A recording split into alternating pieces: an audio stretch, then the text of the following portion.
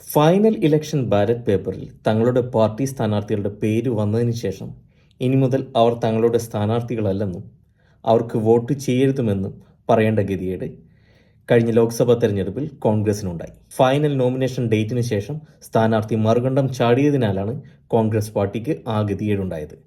എന്നാൽ ഇവിടെ UK-യിലും രാഷ്ട്രീയ പാർട്ടികൾക്ക് ആ ഗതികേട് വന്നിരിക്കുകയാണ്.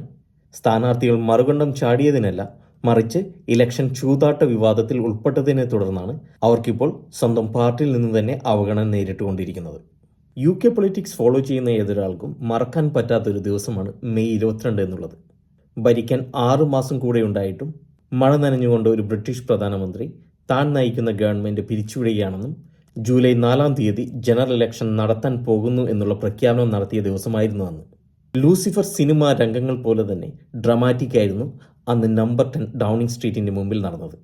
UK പ്രതിപക്ഷ പാർട്ടികൾ പോലും പ്രതീക്ഷിക്കാത്ത ഒരു നീക്കമായിരുന്നു അന്ന് ഋഷി സുനക് നടത്തിയത്. എന്നാൽ ആ ഇലക്ഷൻ ഡേറ്റ് പന്തയം വെച്ച് കൺസർവേറ്റീവ് പാർട്ടിക്ക് തന്നെ ചീത്തപ്പേരുണ്ടാക്കിയിരിക്കുകയാണ് 2 കൺസർവേറ്റീവ് കാൻഡിഡേറ്റ്സും 5 പാർട്ടി വർക്കേഴ്സും. കഴിഞ്ഞ 2 ആഴ്ചയായി UK ഗാംബ്ലിംഗ് കമ്മീഷൻ കുറച്ചുപേരെ ചോദ്യം ചെയ്യുകയുണ്ടായി. UK ജനറൽ ഇലക്ഷന്റെ ഡേറ്റ് പന്തയം വെച്ചവരെയാണ് UK ഗാംബ്ലിംഗ് കമ്മീഷൻ ചോദ്യം ചെയ്തത്.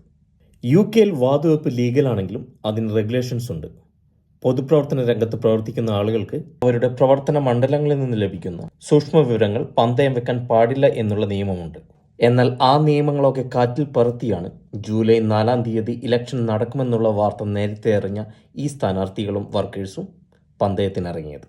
ഋഷി സുനകിന്റെ ഏറ്റവും അടുത്ത പാർലമെന്ററി സഹായികയായ ഈ വർഷം ജനറൽ ഇലക്ഷനിലെ മോൺഗോമെഴ്സിഷെയർ സ്ഥാനാർത്ഥി ക്രെയ്ഗ് വില്യംസ് ആണ് ഈ അഴിമതിയിൽ ആദ്യം കുടുങ്ങിയത്. ദ ഗാർഡിയൻ ദിനപത്രത്തിന്റെ റിപ്പോർട്ടർ അദ്ദേഹത്തെ സമീപിച്ചപ്പോഴാണ് ഇലക്ഷൻ ഡേറ്റ് പ്രഖ്യാപിക്കുന്നതിന് മുമ്പ് തന്നെ ജൂലൈ 4 എന്ന ഇലക്ഷൻ ഡേറ്റിന്റെ പന്തയം വെച്ചതായി അദ്ദേഹം സമ്മതിച്ചത്. ആ റിപ്പോർട്ട് പ്രകാരം ഒരു ഓൺലൈൻ അക്കൗണ്ട് വഴിയാണ് ക്രെയ്ഗ് വില്യംസ് പന്തയം വെച്ചത്. ജനന തീയതിയും ഡെബിറ്റ് കാർഡ് വിവരങ്ങളും നൽകേണ്ടി വന്നപ്പോൾ ഈ വ്യക്തി UK പൊളിറ്റിക്സിൽ പ്രവർത്തിക്കുന്ന ആളാണെന്ന് മനസ്സിലാക്കിയ ബെറ്റിംഗ് കമ്പനി ഈ വിവരം UK ഗാംബ്ലിംഗ് കമ്മീഷനെ അറിയിക്കുകയാണ് ഉണ്ടായത്. ഗാംബ്ലിംഗ് കമ്മീഷൻ ക്രെയ്ഗ് വില്യംസിനെ ചോദ്യം ചെയ്തതിനെ തുടർന്ന് കൺസർവേറ്റീവ് പാർട്ടി അദ്ദേഹത്തെ തള്ളിപ്പറയുകയുണ്ടായി. 100 പൗണ്ട് പന്തയം വെച്ച് 500 പൗണ്ട് നേടാനായിരുന്നു ക്രെയ്ഗ് വില്യംസിന്റെ ശ്രമം. കൂടുതൽ പൊളിറ്റിക്കൽ ഫിഗേഴ്സ് ഈ പന്തയങ്ങളിൽ പങ്കെടുത്തിട്ടുണ്ടാകാം എന്ന് തോന്നിയ UK ഗാംബ്ലിംഗ് കമ്മീഷൻ 200 പൗണ്ടിൽ കൂടുതൽ ബെറ്റിംഗ് പ്രൈസ് നേടിയ ആളുകളുടെ വിവരങ്ങൾ ബെറ്റിംഗ് ഏജൻസികളോട് ചോദിച്ചറിയുകയുണ്ടായി. ആ അന്വേഷണത്തിലാണ് കൺസർവേറ്റീവ് പാർട്ടിയുടെ ബ്രിസ്റ്റൽ കാൻഡിഡേറ്റായ ലോറ സാൻഡേഴ്സ് പിടിക്കപ്പെടുന്നത്. കൂടാതെ ഈ സ്ഥാനാർത്ഥിയുടെ ഹസ്ബൻഡും പാർട്ടി ക്യാമ്പയിൻ ഡയറക്ടറുമായ ടോണി ലീയും ഈ അന്വേഷണത്തിൽ കുടുങ്ങുകയുണ്ടായി. ടോറി പാർട്ടി ചീഫ് ഡാറ്റ ഓഫീസറായ നിക് മേഴ്സണാണ് 4-മതായി കുടുങ്ങിയ കൺസർവേറ്റീവ് പ്രമുഖൻ. കമ്മീഷൻ അന്വേഷണം അദ്ദേഹത്തിലേക്ക് തിരിഞ്ഞതിനെ തുടർന്ന് പാർട്ടി പദവിയിൽ നിന്ന് അവധിയെടുത്തിരിക്കുകയാണ് അദ്ദേഹം ഇപ്പോൾ.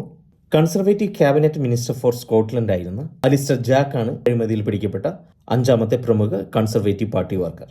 Welsh conservative member of senate ആയിരുന്ന റസൽ ജോർജും ഈ വിവാദത്തിൽ കുടുങ്ങുകയുണ്ടായി. കൺസർവേറ്റീവ് പാർട്ടിക്കാർ മാത്രമല്ല, ലേബർ പാർട്ടി കാൻഡിഡേറ്റ്സും ഈ വാതുവെപ്പിൽ കുടുങ്ങിയിരുന്നു. ലേബർ പാർട്ടിയുടെ നോർത്ത് ഇപ്സ്വിച്ച് സ്ഥാനാർത്ഥി കെവിൻ ക്രെയ്ഗിനെയാണ് പാർട്ടി ഇപ്പോൾ തള്ളിപ്പറഞ്ഞിരിക്കുന്നത്. താൻ ഈ ഇലക്ഷനിൽ തോൽക്കും എന്ന് പറഞ്ഞാണ് ക്രെയ്ഗ് പന്തയം വെച്ചത്. പിടിക്കപ്പെട്ടതോടെ കൺസർവേറ്റീവ് സ്ട്രോങ് ഹോൾഡായ ഈ മണ്ഡലത്തിൽ താൻ ഒരിക്കലും ജയിക്കാൻ സാധ്യതയില്ലെന്നും അതുകൊണ്ടാണ് ബെറ്റ് വെച്ചതെന്നും ആ ബെറ്റ് വെച്ച് കിട്ടുന്ന പൈസ ചാരിറ്റിക്ക് വേണ്ടി ഉപയോഗിക്കാൻ വേണ്ടിയിട്ടുമാണ് താൻ ബെറ്റിൽ പങ്കെടുത്തതെന്നായിരുന്നു അദ്ദേഹത്തിന്റെ വാദം. ഈ 6 കൺസർവേറ്റീവ് പാർട്ടി വർക്കേഴ്സ് കൂടാതെ 7 മെട്രോപൊളിറ്റൻ പോലീസ് ഓഫീസേഴ്സും ഈ പന്തയം വെപ്പിൽ പിടിക്കപ്പെട്ടിട്ടുണ്ട്. ഈ ബെറ്റിംഗ് സ്കാൻഡൽ പുറത്തു വന്നതിനെ തുടർന്ന് വളരെയധികം ജനങ്ങൾക്ക് UK പാർട്ടികളിലും അവരുടെ കാൻഡിഡേറ്റ്സിലുമുള്ള വിശ്വാസം കുറഞ്ഞിരിക്കുകയാണ്.